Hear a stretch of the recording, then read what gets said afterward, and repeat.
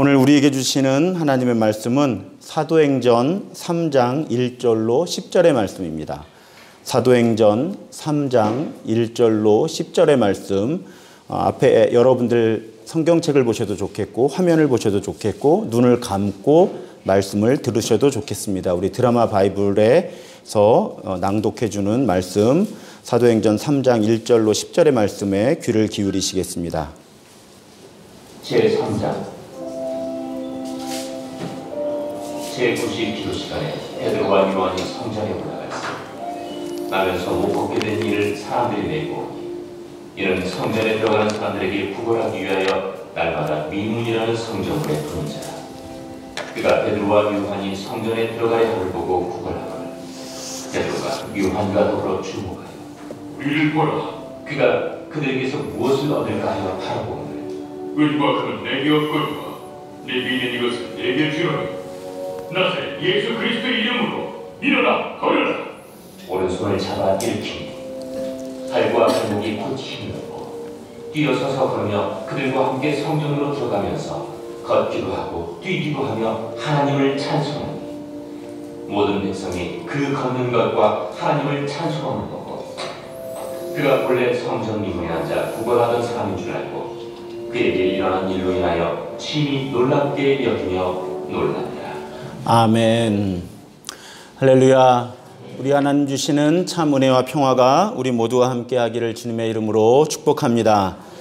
우리가 지난주 수요일까지는 마음의 치유를 주제로 한 말씀들을 나누었습니다. 오늘부터는 연말까지 몸의 치유 이야기를, 그러니까 몸의 치유를 설명하고 있는, 증언하고 있는 성경의 장면들을 좀 살펴보면서 하나님께서 우리를 어떻게 또 치유하시는지 말씀을 듣고 또 우리의 몸의 치유와 또 마음의 회복을 위해서 기도하려고 합니다. 오늘 아주 유명한 말씀이죠. 제9시, 오늘날 우리 시계로 몇 시죠? 3시죠. 오후 3시입니다. 이 시간은 정해진 기도 시간이었고요. 베드로와 요한이 성전에 올라가고 있었습니다. 미문이라고 하는 곳에 이르렀는데 거기 구걸하는 사람이 앉아 있었죠.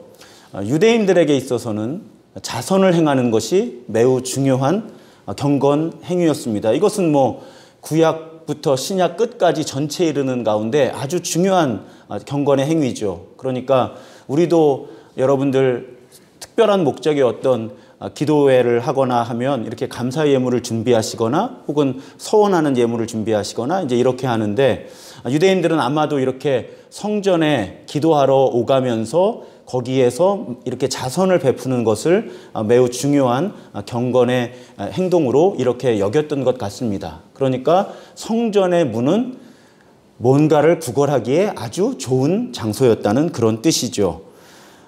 그 구걸하는 사람은 기록되어 있기를 나면서부터 못 걷게 된, 그러니까 걸어본 경험이 없는 그런 사람이었다고 기록이 되어 있습니다. 베드로와 요한이 자신들을 향해 구걸하는 그 사람에게 우리를 보라고 하죠. 당연히 뭘 주려나 하고 기대하는 마음으로 그렇게 베드로와 요한을 그 걷지 못하는 사람이 바라보았을 겁니다. 그런데 그때 베드로가 어려서부터 교회를 다녀본 분들이면 노래로도 불러보았을 만큼 유명한 말씀으로 치유를 선포하지요. 6절에 은과 금은 내게 없거니와 내게 있는 이것을 내게 주노니 나사렛 예수 그리스도의 이름으로 일어나 걸으라. 아주 유명한 말씀입니다. 그랬더니 왜 성경이 이 사람을 소개하면서 날 때부터 못 걸었던 사람이라는 걸 굳이 기록을 했을까요? 나면서부터 못 걸었던 사람은 다리를 고쳐줘도 사실은 못 걸어야 맞습니다. 걸음마를 배워본 적이 없거든요. 우리가 나면서부터 걷지 못했던 사람이 일어나서 걸었다 하는 걸, 물론 예수 그리스도께서 치유하셨으니까 그랬겠지 하지만 가만히 생각해 보세요. 나면서부터 걷지 못했던 사람이 다리 신경이 회복됐다고 해서, 근육이 회복됐다고 해서 걸음마를 배워본 적이 없는데, 그러면 우리의 상식적으로 볼 때는 이분이 기껏 회복되어야 멀쩡한 근육과 뼈와 뭐 인대와 신경을 가지고 그때부터 걸음마를 배우는 게 맞아요.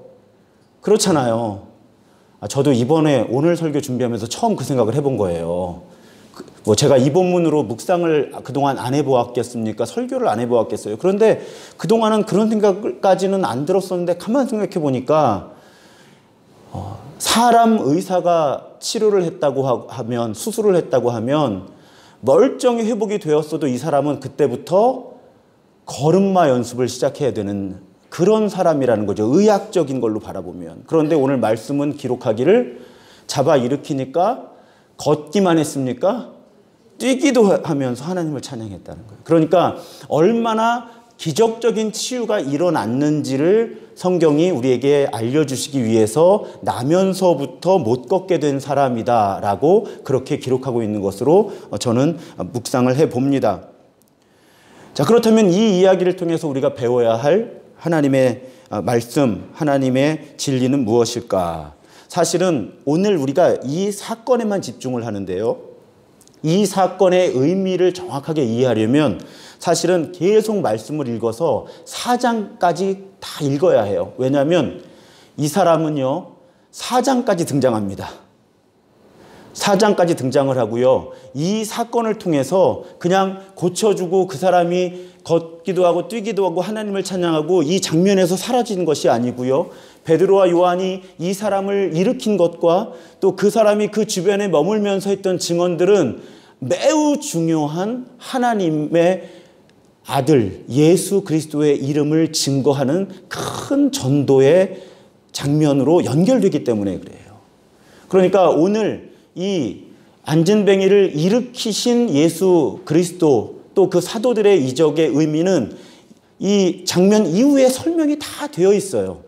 특히 16절에 보면 베드로가 이렇게 얘기하는 거죠. 그 이름을 믿음으로, 예수의 이름이죠. 그 예수의 이름을 믿음으로 그 이름이 너희가 보고 아는 이 사람을 성하게 하였나니 예수로 말미암아 난 믿음이 너희 모든 사람 앞에서 이같이 완전히 낫게 하였느니라. 그러니까 예수의 이름이 치유했다는 거죠. 이름은 우리가 사용하는 의미보다 훨씬 더 이 시대에 그 사람 자신을 상징했기 때문에 예수의 이름으로 고침을 받았다고 하는 것은 예수의 권위로 고침을 받았다는 것이고 나아가서 예수께서 고치셨다는 것입니다. 그 고백이에요. 그래서 우리는 내가 어디 아프고 힘들 때 또 내가 사랑하는 사람, 뭐 가족이나 가까운 사람이 힘들 때 우리는 다 예수 이름으로 기도를 하죠. 우리는 믿는 거예요. 나에게는 그 능력이 없습니다. 그 능력은 예수께 있습니다. 그 예수님이 고치시고자 하면 고치십니다. 그 믿음으로 우리가 기도하는 거죠. 이건 좀 여담인데 너무 심각하게 듣지는 마시고요. 언젠가 말씀드렸지만 저희 아버지가 한참 이렇게 좀 일이 안 되실 때가 있었어요. 설마 우리 아버지가 이걸 듣진 않으시겠죠? 그때 저희 아버지는 아주 많은 시간과 노력과 이것을 기도하시고 말씀을 읽는 일에 사용하셨어요. 기도원 자주 가시고 많이 기도하시고 그때 제가 자라났던 교회는 지하 기도실이 있었는데 꽤 넓은 기도실이었어요. 이거보다 더 넓어요. 그런데 거기는 물론 지하니까 이제 불을 끄면 좀 어둑어둑하죠. 거기에서 기도하시는 할머니 권사님들이 계셨어요. 그냥 거기서 먹고 자고 철야하시고 뭐 이런 그렇게 그러다 보니까 자연스럽게 어떤 일들이 일어났는가 하면 그냥 편하게 말씀드려서 그것이 뭐 의학적으로 규명된 건 아니지만 귀신 들린 사람들을 이렇게 데려오는 거예요. 기도해 달라고. 그러니까 저희 아버지도 그 멤버셨어요. 귀신 쫓는 사람들의 멤버. 그래서 제가 가끔 그런 말씀 드리잖아요. 우리 아버지가 엑소시스트였다고. 그 이야기를 이렇게 듣는데 저희 아버지가 귀신을 직면하고 그 귀신을 내어 쫓는 방법을 딱 한마디로 정리를 해 주셨어요. 저 고등학교 다닐 때예요. 그 말씀이 무엇이었는가 하면 정말 귀신 들린 다른 정신질환이나 이런 게 아니고 정말 귀신 들린 사람이면 예수 이름을 끊임없이 선포하면 귀신은 나간다. 시간 문제다. 이걸 아버지가 알려주셨어요. 혹시 너도 그때는 뭐 제가 목사 될 생각은 뭐 전혀 없던 그런 때죠. 그런데 너도 혹시 살다가 귀신 들린 사람을 만나면 예수 이름이 귀신을 쫓는다. 그게 고등학교 때 들은 이야기인데 그렇게 저한테 각인이 되어 있어요. 예수 이름의 능력이 있는 것이죠. 믿으십니까, 여러분? 믿으셔야 돼요.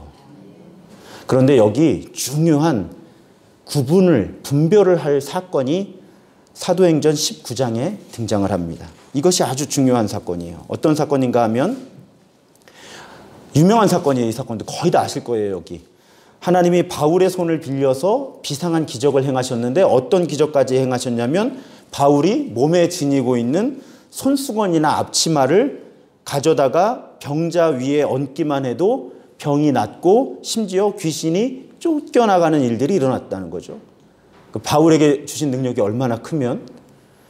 그런데 이 귀신을 쫓는, 그러니까 크리스천이 아닌데 귀신을 쫓는 사람들이 그 기법을, 그 방법을 배우고 싶었던 거예요. 그 비결이 뭔지. 그래서 어떤 식으로 귀신을 직면하면 선포를 했는가 하면 이 사람들은 예수를 모른단 말이죠. 그러니까 바울이 전파하는 예수를 힘입어서 내가 너희에게 명령한다. 이렇게 했다는 거죠. 악귀를 내쫓으려고 그렇게 시도한 거예요. 그런데 그 모든 사람에게 어떤 일이 일어났는지는 기록되어 있지 않지만 스게와라고 하는 유대인 제사장의 7 아들이 아마 귀신 쫓는 일을 했었나 봐요. 그런데 그 일을 하는 중에 귀신한테 아까 그런 논지로 얘기했겠죠. 바울이 전파하는 예수를 힘입어서 내가 너희에게 명하노니 귀신아 나가라. 그랬더니 어떤 일이 일어났어요? 귀신이 대답을 하는 거예요. 그래, 내가 예수도 알고 바울도 아는데 넌 누구냐? 좀 소름이 오싹하시죠. 이런 예화나 이런 스토리는 여름에 해야 되는데 남양 특집으로. 귀신하고 얘기해 보신 분들 계세요 혹시? 귀신 들린 사람하고 좀 오싹하긴 해요. 이렇게 담대하게 안 하면 그 음성이 좀 힘들어요 듣기에. 그런데 그 귀신이 얘기하는 거죠. 그래, 내가 예수도 알고 바울도 아는데 너네들은 누구냐? 뭐 우리 식으로 그냥 편하게 얘기하면 넌 뭐냐? 그리고 그냥 얘기만 한 게 아니라 그 스게와의 7 아들에게 달려들어서 그들을 짓눌러 이겨서 그들이 상처를 입고 옷까지 벗겨진 상태로 부끄럽게 도망을 갔다. 이런 이야기가 기록되어 있죠. 그럼 여기서 중요한 감별을, 구분을 우리가 해야 되는 거예요. 똑같이 예수 이름을 댔단 말이죠. 베드로와 요한도 예수의 이름으로 선포를 했고 이 스게와의 7 아들들도 예수의 이름으로 선포를 했어요. 그런데 하나의 사건에서는 나면서 한 번도 걸어보지 못했던 사람이 걷고 뛰는 일이 일어났는데 이쪽에서는 현상 유지도 안 됐을 뿐더러 귀신이 오히려 공격을 했다는 거죠. 예수의 이름을 댄 사람을. 그러니까 여기서 우리가 아주 쉬운 진리지만 놓치기 쉬운 게요. 예수 이름을 기계적으로 이야기한다고 해서 능력이 일어나는 것이 아니라는 거예요. 그러니까 예수 이름에 능력이 있는 것은 우리가 분명히 믿죠. 그런데 내가 그 예수의 이름을 어떤 마음으로 선포하느냐. 나아가서 그 예수와 내가 어떤 관계냐. 이것이 예수의 이름을 우리가 선포하면서 무엇인가 특별히 오늘 말씀의 맥락에서 치유를 선포하고 기도할 때 그것이 핵심이다 하는 거예요. 그러니까 내가 예수 이름을 얼마나 세게 말하고 얼마나 크게 말하고 얼마나 많은 횟수를 반복해서 말하느냐가 중요한 것이 아니라 내가 그 예수를 어떤 분으로 알고 있는가. 그 예수와 나는 옛날에 말고요. 지금 어떤 관계냐. 지금. 그것이 우리가 예수 이름의 능력을 경험하는 일에 있어서 가장 중요한 질문이라고 하는 것입니다. 그러니까 물론 이건 주권이 예수님께 있으니까 공식화하면 안 돼요. 그렇지만 내가 아무 생각 없이 예수의 이름을 부를 때보다는 또 이 스게와의 7 아들처럼 예수 이름을 이용하려고 하는, 우리 다시 복음 앞에 맨 처음에 오늘 찬양할 때 복음을 이용하려고 하는 그런 우리의 모습들에 대해서 회개하잖아요. 내가 예수의 이름을 이용하려고 하는 태도인가? 아니면 맹목적으로 그냥 예수의 이름을 선포해 왔으니까 그래야 될 것 같으니까 예수의 이름을 선포하는가?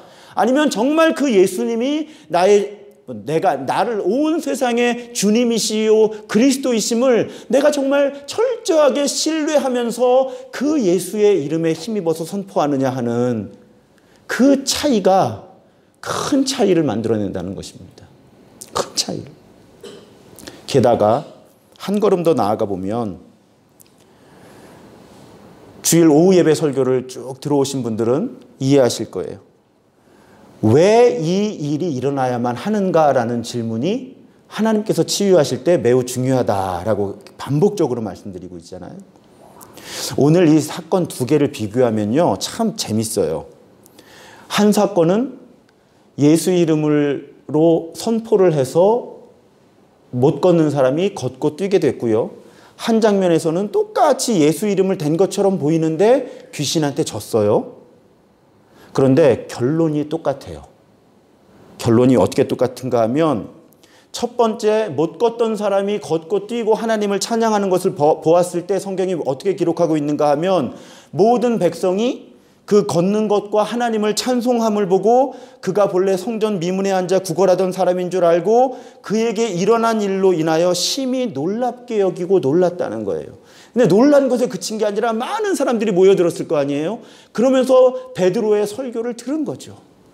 그래서 4장 10절에 보면 너희와 모든 이스라엘 백성들은 알라. 너희가 십자가에 못 박고 하나님이 죽은 자 가운데서 살리신 나사렛 예수 그리스도의 이름으로 이 사람이 건강하게 되어 너희 앞에 섰느니라. 그랬더니 16절에 사람들이 어떤 반응을 보여요? 부인할 수가 없었다, 사람들이. 예루살렘에 사는 모든 사람에게 알려졌으니 지금 이 종교 지도자들이 나사렛 예수 그리스도의 이름이 선포되는 것을 막아야 하는데 이미 다 알려진 거죠. 예수 그리스도의 치유의 사건이. 그러니까 하나님께서는 예수 그리스도의 이름으로 이 못 걷는 사람을 걷게 하신 거예요. 왜? 이 사람 하나가 걷고 뛰고 하나님을 찬양하는 이 사건으로 말미암아 많은 사람들이 예수가 그리스도다라고 하는, 예수가 메시아다라고 하는 그 진리에 다가설 수밖에 없게 됐으니까요. 표적을 본 거죠. 그래서 우리 치유의 가장 중요한 이유는 표적이 되는 거예요. 이건 제가 우리 교회에 와서 수요 예배 설교를 하면서 가장 강조했던 주제 중에 하나입니다. 하나님이 내 병을 왜 고쳐주셔야 합니까? 나를 사랑하셔서 그렇죠? 그렇지만 그걸 넘어서자고 말씀을 드렸어요. 나를 사랑하셔서 고치시지만 그걸 넘어서서 내가 예수가 그리스도 되심에 표적으로 쓰임받기 위해서 나를 고쳐주십시오 하는, 그것이 이 안진뱅이가 일어난 사건의 가장 중요한 결론이죠. 그런데 정말 재밌는 것은 무엇인가 하면요, 아까 2번째 사건, 나사렛 예수 그리스도, 옛날 번역에서는 빙자했다 이렇게 번역했었거든요. 빙자에서 명하노니 나가라 했다가 넌 뭐냐 이러고 졌는데, 그 결론이 어떻게 됐냐면 17절에 보면 이 일이 에베소에 사는 모든 유대 사람과 그리스 사람에게 알려지니 그들은 모두 두려워하고 주 예수의 이름을 찬양하였다. 새번역 성경입니다.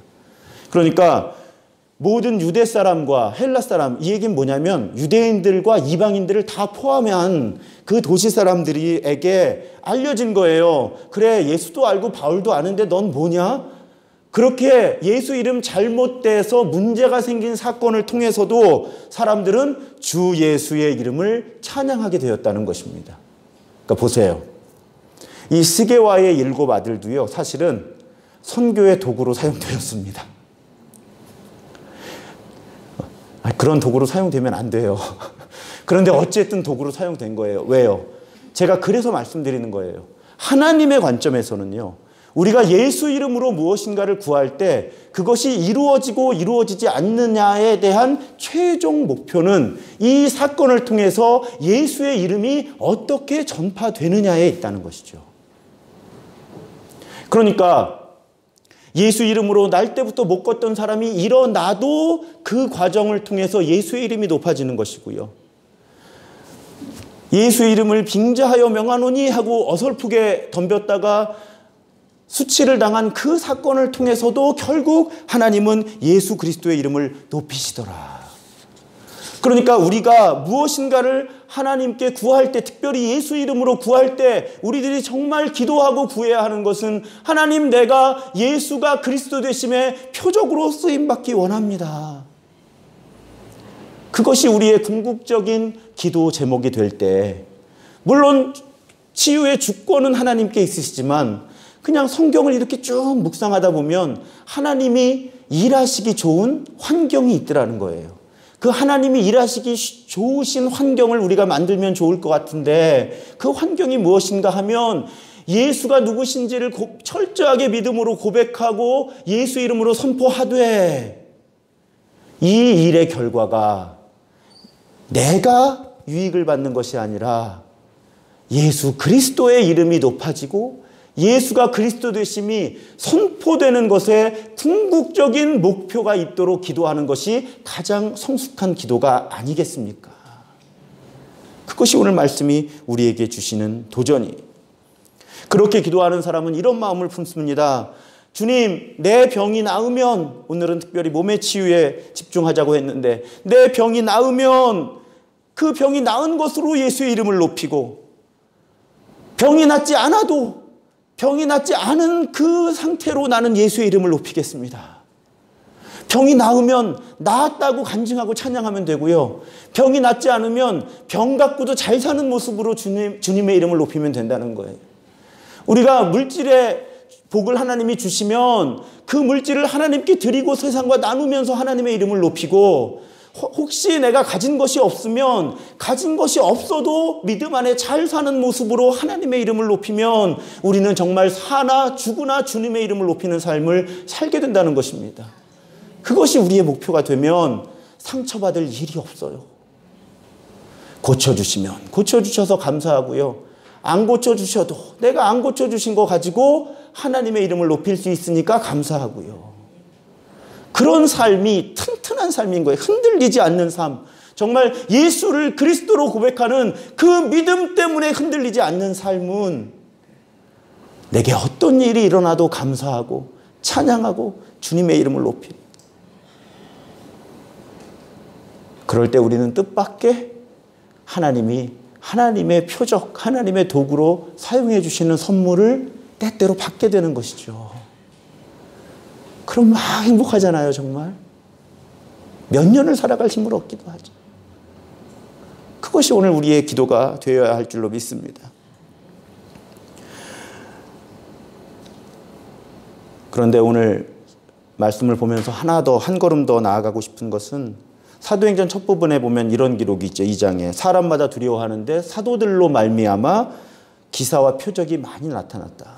여러분, 이건 신학적인 입장에 따라서 해석이 다양합니다. 특히 수요 예배에는 우리 교회 가족이 아닌 분들도 예배를 같이 드리시니까 공동체마다 고백이 조금씩 다르기는 한데, 제가 믿는 것은 예수께서 사도들에게 이런 예수 이름으로 병이 낫게 하고 귀신을 내쫓을 수 있는 힘을 주셨잖아요. 우리가 마가복음 강의하면서 계속 보고 있죠. 그런데 그 사도들에게 주신 그 병을 내어쫓고 귀신을 제어하는 힘은 우리에게도 주셨다는 것입니다.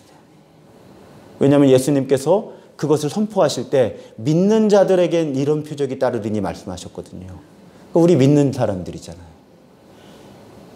그것을 우리가 믿어야 한다는 거예요. 그러니까 사도행전에서 사도들로 말미암아 기사와 표적이 많이 일어났다면 우리도 동일한 원리로, 동일한 고백으로, 동일한 믿음으로 기도한다면 하나님은 우리를 통해서도 기사와 표적을 많이 일으키실 것이다. 그럴 때 중요한 것이 오늘 베드로의 고백 가운데 은과 금은 내게 없거니와라는 고백이 정말 사실은 중요한 고백이에요, 여러분. 이런 이야기가 있습니다. 토마스 아퀴나스라고 중세의 매우 유명한 신학자예요. 지금도 뭐 이분을 언급하지 않고는 이 신학의 역사를, 교회의 역사를 언급할 수 없을 만큼 영향력 있는 신학자인데요. 이 사람이 어느 날 교황청을 방문했다고 합니다. 전해지는 이야기예요. 팩트는 잘 모릅니다. 그런데 당시의 교황은 매우 부유했어요. 그래서 정말 많은 은과 금을 축적하고 있었습니다. 그때 당시의 교황이 이 아퀴나스에게 그런 취지로 말을 했다고 해요. 초대 교황이 누구죠? 베드로예요. 그렇게 고백하는 거예요. 왜 그런가 하면 여담이지만 가톨릭에서는 그 사도권의 승계가 베드로의 신앙 고백을 들으시고 예수님이 내가 네 위에 교회를 세운다 해서 베드로에게 그 권한을 주었다고 고백하거든요. 그래서 초대 교황이 베드로인 거예요. 그러니까 이 당시에 이 시대가 이제 13세기 정도 되는데 교황이 그런 취지로 얘기했다는 거죠. 우리의 초대 교황이신 베드로는 은과 금이 없었지만 지금 우리는 많은 은과 금을 가지고 있습니다. 감사하지요. 이런 취지로 그 아퀴나스에게 교황이 얘기를 했다고 해요. 그랬는데 이 아퀴나스가 그렇게 대답했다고 합니다. 초대교회에는 은과 금이 없었던 대신에 나사렛 예수 그리스도의 이름이 있었는데 지금 우리에게는 은과 금이 풍족한 대신에 나사렛 예수 그리스도의 이름과 그 능력이 없습니다. 여러분, 만약에 어떤 일을 예수 그리스도께서 표적으로 드러내신다면요. 아까 나면서부터 못 걷던 사람이 걷게 된 이유가 그러면 이건 분명히 예수님이 고치신 거잖아요. 의사가 고쳐서는 그럴 수 없다고 말씀드렸잖아요. 그러면 예수님이 예수의 이름으로 이적을 행하시기 좋은 사람은 어떤 사람일까요? 은과 금이 없는 사람이어야 돼요. 자, 우리 혈루증 걸렸던 여인이 예수께 나올 때를 생각해 보세요. 다 없앤 거예요, 이제. 다 없앤 거예요. 거기 기록되어 있잖아요. 수많은 명의란 명의는 다 찾아다니고 다 없어진 거예요. 그러니까 누구께 나와요? 예수께 나와서 옷자락이라도 잡으려고 했다가 치유를 받은 거죠. 그러니까 정말 예수 이름으로 어떤 일이 일어나려면 예수 이름 아닌 다른 것들이 없으면 없을수록 그 일이 예수 이름으로 일어날 가능성이 높아지는 거예요. 왜? 그래야 누가 봐도 이건 예수께서 하신 거니까요. 그러니까 우리가 정말 예수께 나와 나를 표적으로 삼아달라고 기도할 때 가장 좋은 조건은 뭐예요? 내가 아무것도 없을 때. 내가 대책이 없을 때. 내가 가진 것이 없을 때. 그때가 예수께서 예수 이름으로 무엇인가를 행하시기 가장 좋은 시기라는 거예요. 그러니까 이 이야기는 우리에게 위로가 되죠. 힘이 되죠. 내가 형편이 나쁠 때, 대책이 없을 때, 예를 들어서 내일 병원 가서 주사 한 대 맞아서 깨끗이 나을 상황이면 솔직히 우리 예수 이름으로 절박하게 기도도 나오지 않을 뿐더러 예수님 입장에서 이거는 매우 인간적인 해석이지만 그냥 이 언어의 이걸로 받아들이세요. 예수님 입장에서도 굳이 큰 이적을 행하실 일은 아니죠. 그런데 만약에 의사가 나를 포기했다. 의사가 병원에서 나에게 이제 아무것도 해줄 수 없으니 라고 이야기했다면 그러면 우리 역시 내 문제든 내 가족의 문제든 정말 예수의 이름만 바라보게 되는 거죠. 그리고 예수님의 입장에서도 그때 어떤 일을 이루시면 이건 누가 봐도 예수의 그리스도 되심을 선포하는 사건이 되는 것이죠. 자, 그런데 여기에 이제 문제가 있어요. 그렇다고 여러분 예수 이름으로 기도하기 위해서 지금 가진 걸 다 어떻게 하실 수도 없잖아요. 다른 대책을 다 무시할 수도 없잖아요. 그럼 어떻게 해야 될까요? 이 원리를 배우셨다면 적어도 우리가 예수 이름으로 기도할 때는 다른 믿는 것들은 다 아주 의지를 가지고 내려놓아야 되는 거죠. 기도 가운데. 이해가 되시죠? 기도를 시작했어요. 자꾸 다른 대책이 내 안에서 일어나요. 그럴 때 그 대책들을 묵상하게 된다는 거죠. 물론 그 대책은 하나님은 우리에게 지혜로 주시는 걸 수도 있어요. 이렇게 대처해 나가라고. 이건 우리가 분별을 해야 돼요. 그런데 만약에 우리가 가진 것으로 대책을 삼으면서 기도하게 되면 점점 예수의 이름에는 덜 호소하게 되는 거죠. 그러니까 정말 우리가 예수의 이름으로 기도하고 예수의 이름으로 능력을 경험하려면 적어도 기도할 때는 다른 대책은 다 내려놔야 되는 거예요. 그냥 예수 이름만 집중해야 되는 거죠. 그럴 때 우리의 마음은 적어도 은과 금을 갖고 있지 않은 아무 대책도 없는 상태가 되고, 그 상태가 바로 예수님께서 예수 이름으로 무엇인가 이적을 행하시기 좋은 때라는 것입니다. 그래서 이제 우리 오늘 찬양하고 기도할 때는 두 가지를 부탁을 드릴게요. 하나는 예수 이름에 집중하십시오. 그 예수님이 어떤 분이신가 나에게. 그 예수님을 처음 만났을 때를 묵상하시는 것도 좋고요. 그 예수님과 내가 가장 친밀했을 때를 떠올리시는 것도 기도에 도움이 됩니다. 그 예수님이 지금까지 나에게 어떤 주님이고 어떤 그리스도이셨는지, 그리고 그 예수님만 은과 금이 아니라 그 예수님만 철저히 붙잡는 기도. 그리고 오늘 한 가지 더 기도를 부탁하고 싶은 것은 우리 주변에 나라의 치유를 위해서도 기도하시지만 특별히 몸의 치유가 필요한 누군가를 중보했으면 좋겠습니다. 오늘 이 장면이 특이한 장면 중에 하나는 우리가 보통 믿음으로 고침을 받는다고 하잖아요. 그런데 오늘 사건의 특징 중에 하나는 병 고침받은 사람에게는 믿음이 없었던 것 같아요. 적어도 그 사람은 믿음을 고백하지 않았어요. 표현하지 않았어요. 누구의 믿음으로 일어나게 된 거예요? 사도들의 믿음. 예수의 이름을 철저히 신뢰하는 사도들의 믿음. 이것이 어떤 그 사인을 우리에게 주죠? 우리 주변에 예수를 그리스도로 고백하지 않는 아픈 사람. 그 사람도 예수를 그리스도로 고백하는 우리의 믿음을 통해서 예수께서 고치신다는 거예요. 이번 주에 아주 본인 입장에서 간단한 수술을 받으시는 분이 계셔요. 그래도 목사 입장에서는 병원에 가서 기도해드리고 싶은 거예요. 수술 전에. 그래서 그걸 의논을 하는데 그분이 그러시더라고요. 목사님 거기서 기도하셔도 주님께서 들어주십니다. 할 말이 없었어요. 그 다음에는. 그렇잖아요. 사도들이 물론 손을 붙들어 일으켜 세워서 그 사람이 나았겠죠. 그렇지만 사도들이 손을 안 댔다고 안 낫겠습니까? 그리고 실제로 예수께 병 고침을 간구했던 사람 중에는 오시지 않고 여기서 선포해 주셔도 병이 낫지 않겠습니까? 라고 고백했던 믿음이 있었잖아요. 그러니까 오늘 밤에는 내 몸의 치유 회복, 오늘도 편찮으신 분들이 많아요. 위에서도 기도하시지만 다른 사람의 치유와 회복을 위해서 우리가 예수 이름을 대신 불러주는 거예요. 우리가 대신 예수 이름을 불러주면 정말 표적으로 쓰실지 몰라요. 누가 알아요? 여러분 그런 간증 많이 못 들으셨어요?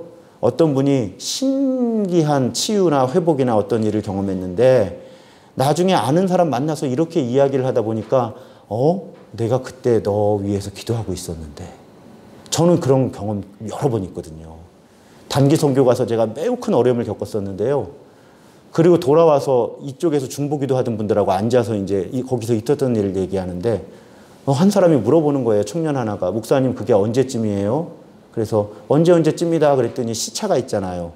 그게 계산해 보더니 그때 우리가 목사님 이렇게 기도하고 있었는데 그러는 거예요. 그러니까 하나님께서 하시는 일에 우리가 선을 그으면 안 되잖아요. 그래서 오늘은 내 몸의 치유와 회복을 위해서도 간절히 기도하시지만 성령께서 떠오르게 하시는 특히 예수 이름 부르지 못하는, 자기 스스로는 예수를 그리스도라고 고백하지 못하는 누군가를 예수 이름으로 고치시기를, 하나님이 이 일을 통해서 누군가를 살리시기를, 그분과 그분의 가족들이 예수가 그리스도임을 새롭게 고백할 수 있기를, 그런 밤이 되기를 주님의 이름으로 축원합니다. 우리 찬양하겠습니다. 주여 나의 병든 몸을 지금 고쳐주소서 찬양하고 주여 3번 부르짖고 몸의 회복을 위해 또 다른 사람의 몸의 회복을 위해 기도하실 때 맨 앞자리로 나오시면 제가 안수 기도하도록 하겠습니다.